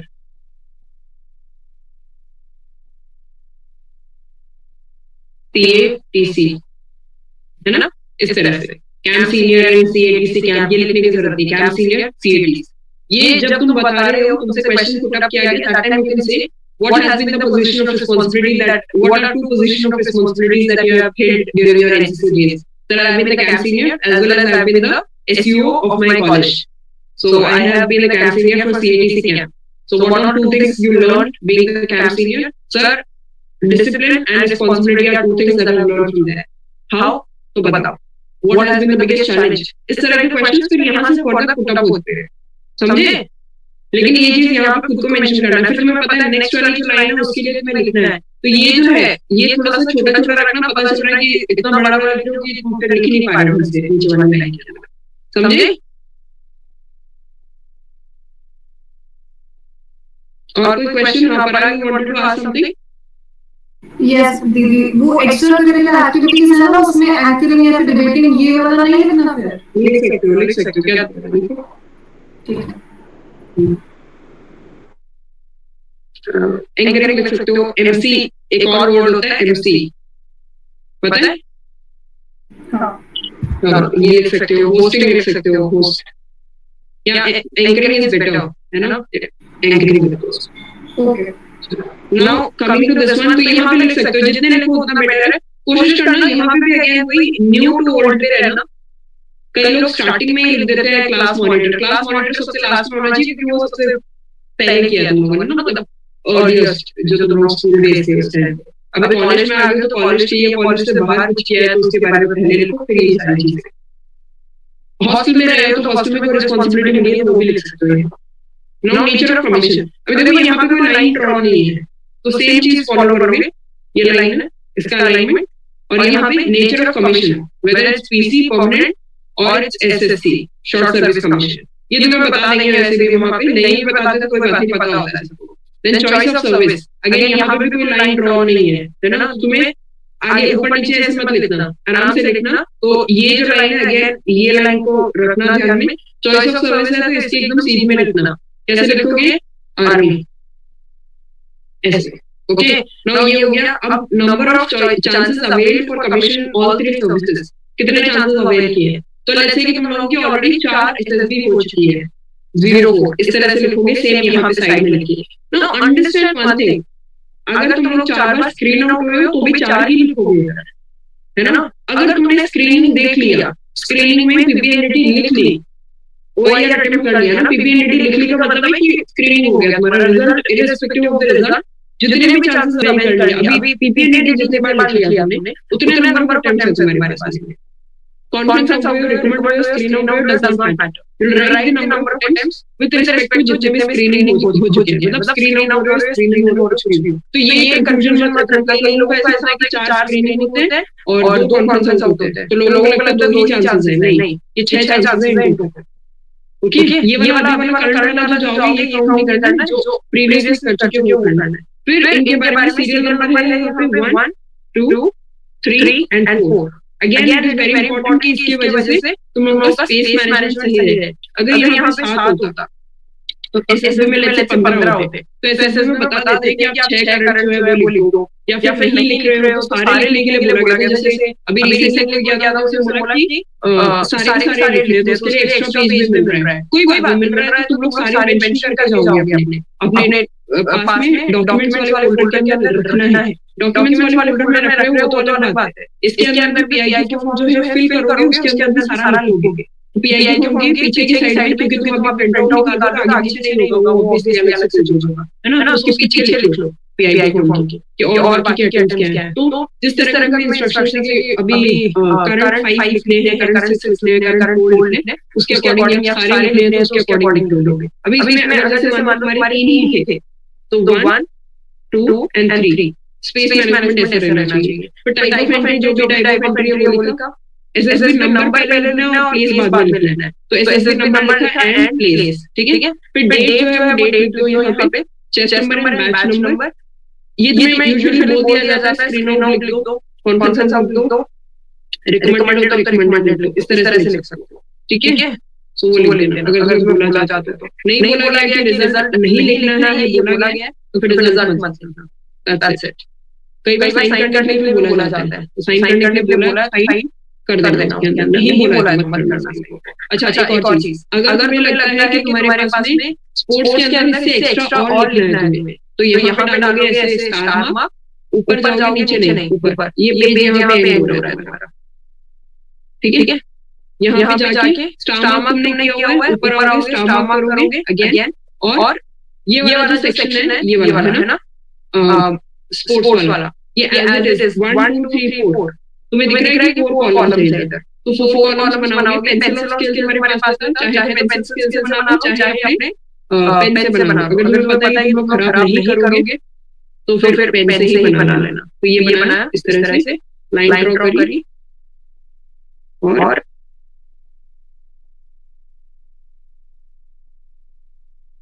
ये देखो ये सेम यही वाला जो लाइन है, नीचे वाला लाइन ऊपर ड्रॉ करना है, तो इतना ही रखना,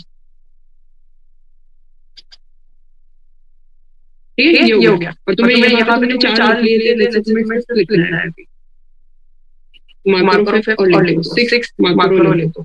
वर्ड का जैसे एनसीसी वाला पोर्शन है ना, ये वाला, सॉरी ये नहीं, यहाँ पे वो एनसीसी के बहुत सारे हैं उसके, तो जब उसने चेक करवाया था बहुत ज्यादा मेस्ड अप पे है। मैंने उसको ये बोला था यहाँ पे तो ऐसे डबल स्टार मार्क, अगर यहाँ पे एक कर देते हैं यहाँ पे डबल करो, या फिर यहाँ पे सिंगल स्टार मार्क करो, एक्स्ट्रा करिकुलर बहुत ज्यादा है तो सिंगल स्टार करो, और ऊपर जाके इसको सिंगल स्टार करके फिर जो मेंशन करना है, कैंप वगैरह मेंशन करना है, तो कर सकते हो इस तरह से। बहुत ज्यादा मत करना, और अगर इसके बाद में पूछा तो फिर अपने आंसर्स के टाइम में ये देंगे जो हमारी यहाँ पे एक्टिविटी है, ठीक है। तो आंसर जब करो उस टाइम पे बता सकते हो।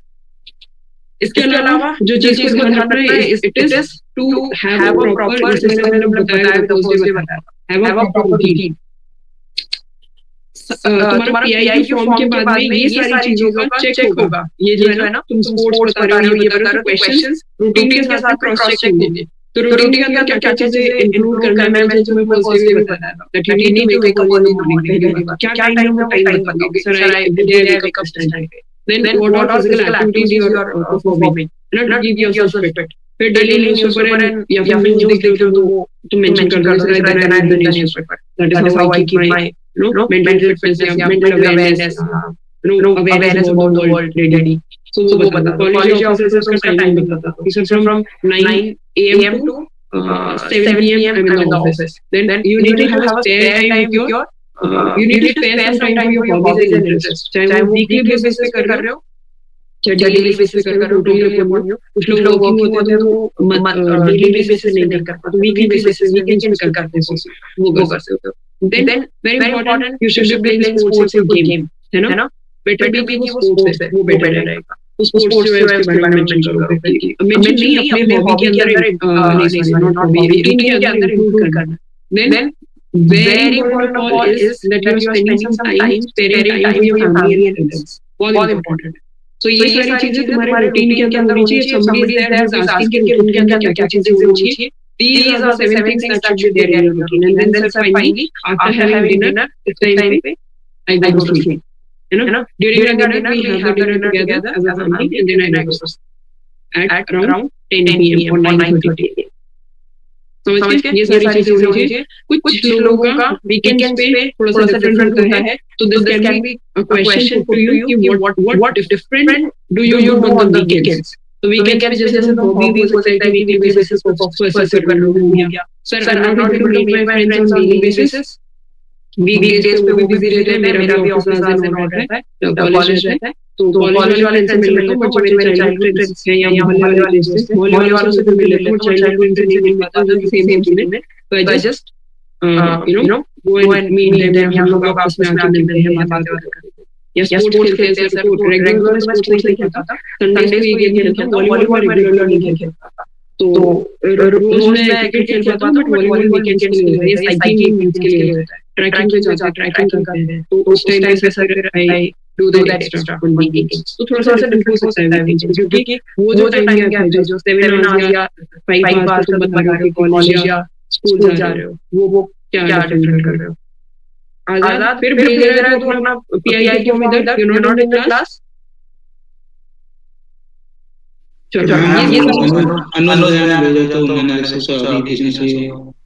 क्यों भेज रहे हो, तो भी बेवकूफ है, अभी भेज रहे हैं. चलो पीआई को हम भी किसी के पास नहीं होगा, इसलिए भेज रहे हो, अपने दिन में और भेज चुका है. तो these are the things that we talk about regarding your interview. आज सिर्फ इतना ही सारे पीआई को भर लो जो लोगों ने नहीं भरा है, तो एक दिन एक्स्ट्रा ले लेते हैं तुम्हारे इंटरव्यू के लिए, आराम से डिस्कशन करेंगे सारी चीजों पे ना. और तुम्हारे पर्सनल डाउट्स भी होंगे तो वो सारी चीजों को आराम से डिस्कशन करेंगे किस तरह से क्या टैकल कर सकते हैं. So there will be no forced answers as such. The answers will be based on, or how to frame the answers will totally be based on how you have actually done things in your life, so that it aligns with what you have done, है ना. Otherwise मैं answer कुछ और बताऊंगी, तुम लोग कुछ और बताओगे, कोई और डाउट होगा, वो मुझसे नहीं तुम कर पाए आंसर, तो फिर वहां पर कॉन्फिडेंस चला जाएगा कि हम कम एज अ फेक कैंडिडेट. तो हमें वो फेक नहीं देना, समझ गए.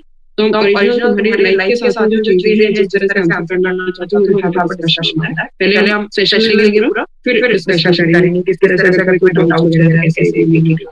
और बताओ दी क्वेश्चन था what chronology we have to keep for our SSP attempts in BYQ. Like अच्छा, it's just the same. Newest and then oldest. Newest and oldest. So अभी recently गए वाले सबसे ऊपर and then last वाला same रखो. पूरी आइटम में ये न्यू ओल्ड रहना चाहिए, ओल्ड न्यू रहना चाहिए. My suggestion is new old रहना चाहिए. जो सबसे recent है वो मतलब न्यू ओल्ड का मतलब recent to old ऐसे. ठीक है, चलो आज के लिए इतना ही करते हैं. ये बहुत ज्यादा हो जाएगा तुम लोगों के लिए इंटरव्यू वाला सेक्शन. तो एक बार पहले हम पीआई फॉर्म फिल करो, और तुम लोगों में एक सजेशन दूंगी कि पीआई फॉर्म फिल करके वो सारे सेक्शंस देखो जो सेक्शंस तुम लोगों को लग रहा है यहाँ से क्वेश्चन हो सकते हैं. जैसे देखो सबसे पहले देखेंगे जब इंटरव्यू के लिए प्रिपेयर कर रहे हो, सबसे पहले प्रिपेयर करने के लिए पीआई फॉर्म उठाओ अपना फील्ड. सबसे पहले what is the meaning of your name, how do you justify your name, who give you this name, है ना. इस तरह से क्वेश्चन पूछे जा सकते हैं. फिर about your father, question what question can be asked, what your father what question can be asked. फिर आ जाओ हमारे प्लेस एड्रेस के बारे में, है ना. तो एड्रेस के बारे में जैसे कि क्या क्या क्वेश्चन पूछे हैं, where have you been residing all of this time? यहाँ से शिफ्ट करके प्रेजेंट एड्रेस पे क्यों आए हो? फिर what is the difference that you have seen between Bikaner and Jaipur? Two differences you can tell if possible. Then what exactly do you like in Bikaner? What exactly do you like in Jaipur? What are 5 things that you like in Jaipur? What are 5 problems that you have seen in your city? है ना? What can be the solution for the same? इस तरह से address करके क्या हो सकता है? What are basic strategic places which can be visited, historical places if any, है ना? Cultural significance of that place. What are places you have visited? ये सारे कर सकते हो. इसके बाद में फिर तुम्हारे स्टेट के बारे में, डिस्ट्रिक्ट के बारे में कुछ है तो उस तरह से बता सकते हो. फिर coming to your father, mother, siblings, इनके बारे में क्या क्वेश्चंस हो सकता है? है ना? इनके बारे में अलग क्वेश्चंस होते हैं. Remember I sent you a list of questions जिनके बारे में 14-15 क्वेश्चंस जिनके आंसर्स देते हैं. तो those can also come under this. And apart from that, how do you spend time with your family and all. इस पे अलग से बात करेंगे कि किस तरह के क्वेश्चंस हो सकते हैं. है ना? ये सारे क्वेश्चंस हो गए. How do you spend time with your family? If there is a difference between your mother and between your father and you, or between your parents and you, and how do you resolve those things? When was the last time you people your parents communicated you? What was the reason for the same? Whom do you approach if you are in a tough situation? Or whom do you ask for financial help? ये तरह के question ही सारे हैं. Your sibling, does your sibling take advice from you? What sort of advice does she take or he takes? Then what was the last advice that person took from you? What did you give as an advice? Is there any time when people have a fight? What is the reason for that fight? ये सारे question हैं ये answer section. Then coming to your education part. Education के अंदर why did you do your college from outside the city? Why not your city? या फिर why did you do your college? अरे अनुज रुक जा शांति.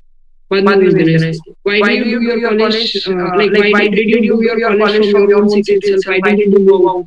You have done engineering. Why not from IIT? Why not from this? Why NIT? Why not IIT? Why this college? Why not from NIT? Even though you have an IIT in your own city itself. इस तरह के questions. Then why there is a depth in your percentage? What is the difference between a day scholar and a boarder? What are problems you faced while being a boarder? Any challenge that you faced during your school time or during your college time? If there is change in medium, how did you face any problem? Yes, sir, I did because of language issues. Then how did you overcome that? So ये सारी चीजें इसमें आ गई. तुमने अच्छा अलग से किया है. How did you do it? Was it a group project? Yes, it was a project. What was your role in it? How many days it took for you to finish? So जो भी लिखते हो हर एक section को अलग से इसका हर चीज का देखोगे कि क्या करना है. Why did you take science in your 12th standard? What is your favorite subject? Who is your favorite teacher? Why he or she is your favorite teacher? Which teacher you don't like? Which classmate you don't like? Who's your favorite? Who's your best friend from your school days? Who are your best friends? Name 5 friends of yours. What are the basic qualities you seek in your friends? इस तरह के questions हैं. फिर next आ गया about your job. If you're working, तो किस तरह से why you're not still working in that? Why you're not looking up for future in your own work on job? Why in an army? What is the reason for joining army? What is your motivation behind it? ये तो सारी अलग चीजें हो गई. ये एक section हो गया. Why in an army? But इसके अलावा job से related questions. 2 challenges that you faced. How did you overcome it? ये सारे लिख लो. Then you are getting good hefty amount of salary. What do you do with that salary? You're getting 30,000. How do you spend your 30,000? है ना? और फिर इसके अलावा pocket money मिल रही है. नहीं कर रहे हो, then how do you justify your expenses? Sir, I get pocket money. Of how much? Sir, around 1,000 rupees. How do you spend those 1,000 rupees? Was there any time when you faced financial crunch?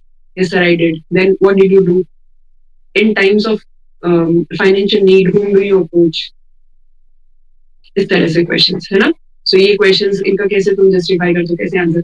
तुम्हारा consultant का job है, तो what are you consulting in? किस तरह के clients हैं? कौन सा consultant कर रहे हो? कहाँ कौन सी company के अंदर हो? Who's your boss? How do you report? What is the reporting system? जो भी है XYZ, कोई भी question पूछ सकता है ना, कुछ भी पूछ सकता है. You should know. अगर तुम सच में कर रहे होगे तो तुम्हें answers पता होंगे इसके. Then तुम्हारे NCC का, why NCC? What do you get to learn from NCC? Tell me 5 things that you learned from NCC. Any challenges that you faced being the camp senior that you have written? है ना? How do you overcome that? ये challenges वाला तो बहुत common है question. इसके अलावा और कुछ? Do you think that every youth should be joining NCC? It should be made compulsory for everybody in India to have compulsory NCC training? Is I think why? फिर उसका आंसर दो. No sir, I don't think so. Why? ऐसे करके it should be a basic choice for everybody. तो इस तरह के जो questions होते हैं उनके answers हो सकते हैं. पर why you did junior wing? नहीं, why didn't you go for senior division? Why to the junior division itself? C certificate क्यों नहीं किया? A certificate क्यों नहीं किया? C certificate क्यों किया directly? फिर NCC किया ही नहीं है तो why not NCC? Sir, it was my childhood dream. Childhood dream था तो क्यों नहीं किया फिर ये? NCC क्यों नहीं किया? It's the very basic thing ना. कोई भी अगर कॉलेज में जाना चाहता है, what is the reason for that? Sir मेरे कॉलेज में नहीं था, स्कूल में नहीं था. स्कूल में नहीं था तो तुम आराम से बाहर जाके कर सकते थे एनरोल खुद को, क्यों नहीं किया? These questions can be put to you. समझे? Yes or no? Yes or no? समझे? समझे किस तरह के questions you have to prepare on your own. You should know this thing. NCC नहीं किया. यहाँ पे तुमने अगर डैश लगाया है तो questions put up होंगे. तो वो जब क्वेश्चंस पुट अप होंगे तो उसका कैसे आंसर करोगे? अगर तुमने लिखा है सॉन्ग राइटिंग है तो what sort of songs do you right? है ना? हिंदी में लिखते हो, इंग्लिश में लिखते हो. इंग्लिश में why in English, why not in Hindi? That this is the reason. फिर अच्छा ठीक है, यू प्ले गिटार, कॉर्ड्स बताओ क्या कॉर्ड्स होती है. तो तुम्हें बेसिक नॉलेज होगा ना उस चीज का अगर तुम लोग कर रहे हो तो वो चीज इस तरह से. फिर और क्या बता सकते हो? और क्या? पेंटिंग तो खैर मैं नहीं लिखा करूंगी. फिर जैसे एनसीसी का है, कैंप सीनियर है या मैनेजमेंट हेड हो तो what all things did you manage as a management head? Who all were there in your team? How many people were there? है ना? What was one task that you felt like ये तो बहुत difficult task है, फिर तुमने उसको कैसे फुलफिल किया, कैसे मैनेज किया? है ना? Was there any time when you faced a dilemma, ethical dilemma, moral dilemma? क्या थी वो? फिर क्या तुमने उसमें डिसीजन लिया? तो सिंपल चीजें पूछी जाती है. बीइंग द कैप्टन, ऐसा कभी हुआ है कि you were on the verge of losing तो तुमने क्या किया फिर? या बीइंग द कैप्टन तुमने कोई इवेंट तो नहीं है, कोई गेम जीता है क्या? Yes I did. क्या जीता? ये रहा सर, ऐसे किया. अच्छा ठीक है, क्या किया उसके लिए? डिफरेंट क्या किया सर? ये किया. फिर 4 अटेम्प्ट हो चुके हैं, क्यों नहीं हो पाए 4 अटेम्प्ट्स में? क्या था तुम्हारा रिजल्ट? सर स्क्रीन आउट था 4 बार. व्हाई डू यू थिंक 4 बार स्क्रीन आउट था? सर 16 अटेम्प्ट्स हो गए. इतने सारे attempts, don't you think that you not fit for the army, that's why you are getting rejected every time? You should give up on this. Grilling करेगा कि तुम्हें अब छोड़ देना चाहिए, तुम टाइम वेस्ट कर रहे हो खुद का. तुम्हें नहीं लगता यू आर, फिर एज पे आएगा, तुम्हें नहीं लगता you are now 25, it's high time you should have a job. Why you are not quitting? You should, you are not fit for the army, don't you think? है ना? तो इस तरह के क्वेश्चंस हो सकते हैं. या फिर बोल सकता है कि कॉन्फ्रेंस आउट हो रहा है, previously you have been recommended, तो then why were you not inside the forces? Sir merit out हो गया. ठीक है, अभी कितना स्कोर है? इतना. सीडीएस सारे अटेम्प्ट्स जो है एएफकेट के थ्रू है. This time you are coming for CDS. इससे पहले आर्मी के लिए क्यों नहीं गए? Why only army, why not air force? है ना? Why only air force, why not army और नेवी? समझो ये क्वेश्चंस. फिर why you are coming through direct entries only through NCC entries, why not CDS? Why have you not given AFCAT? Sir clear नहीं हुआ. क्यों clear नहीं हुआ? 4 बार attempt देने के बाद में भी AFCAT क्लियर नहीं हुआ. How is this possible? That means you are not learning from your mistakes. इस तरह से तुम्हें ग्रिलिंग किया जा सकता है. Then tell me something about yourself, your strengths, your weaknesses, your parents' strengths and their you think parents' strengths, but what you like in your parents, mother, father separately, what you don't like in them. What is one thing that your parents don't like in you, or 3 things that your parents don't like in you, and 3 things that your parents like in you separately, mother and father. Things that your friends say, ask you to change in you. 3 things that your friends appreciate in you. What has been one advice that your teachers have given you during your college days? समझे? इस तरह के questions. Understood? कुछ questions का set prepare करो खुद के, जो तुम्हें PIQ फॉर्म से लगता है कि यहाँ से मुझे grilling हो सकता है, यहाँ से cross question हो सकता है, तो तुम्हें इंटरव्यू में हेल्प मिलेगा इस चीज का. और आज ही बैठ के करोगे. क्या टाइम हुआ है? 10:21 हुआ है ना. आधे घंटे, आधे नहीं, 40 मिनट्स. 11 बजे उठोगे. रोज सेशन होता है तुम्हारे 11 बजे तक का. आज तुम लोग 11 बजे तक बैठ के सिर्फ यही चीज करोगे कि अपने क्वेश्चंस लिखोगे कि what all questions can be asked to you. PIQ form निकालो, उसमें तुम्हारे कहाँ वीक पॉइंट्स है वो सारे उठा के देखो, उसको रेड पेन से मार्क करो कि यहाँ से क्वेश्चन पुट अप हो सकते हैं। सिर्फ क्वेश्चन लिखोगे, आंसर्स नहीं लिखोगे, ठीक है। 40 मिनट्स का this homework is given to you, और अभी बैठ के करोगे, कोई नहीं उठेगा 40 मिनट से पहले। और फिर मुझे ग्रुप में डालोगे कि दीदी आप डन दिस, टिक मार्क करके कि होमवर्क डन। चाहे तुम लोग 6 क्वेश्चन लिखो, चाहे 8 क्वेश्चन लिखो, चाहे 40 क्वेश्चन लिखो, सिर्फ क्वेश्चन, नो आंसर्स, ठीक है, समझे? यस और नो? यस मैम, ठीक है, ये करो। फिर कल इंटरव्यू पर करेंगे, और लेक्चरेट, और फिर जीडी और जीपी सेक्शन बचा हुआ है, तो वो भी कर लेंगे, ठीक है। चलो बैठो 40 मिनट्स के लिए, ट्राई एंड डू दिस।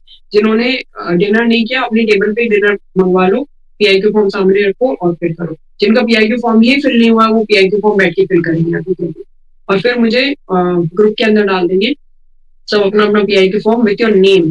तो जो तुम्हारा पीआईक्यू फॉर्म है, उसका जो नेम है, वो right your own name with it, ठीक है। तो नेम प्लस बैच जो है तुम्हारा, अप्रैल बैच, ओके, अंडरस्टूड? अप्रैल बैच DT लिख देना, डिफेंस टाइप क्लास के अंदर, डन।